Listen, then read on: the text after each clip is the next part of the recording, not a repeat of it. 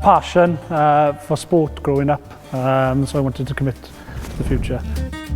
Every day is different, so every day is a challenge when it comes to teaching and sport. You've got to be motivated for the job. You've got to be confident when it comes to obviously teaching a wide range of different students. Plan each session, we review each session, and also we mark and then hand back assignments.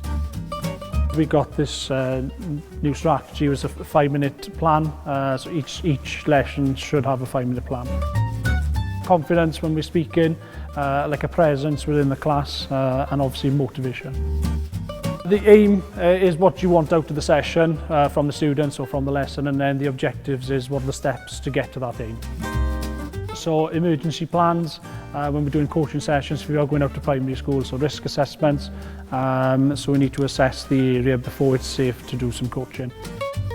To review a session is really important, so identifying what are the strengths and what are your weaknesses to work on for next time.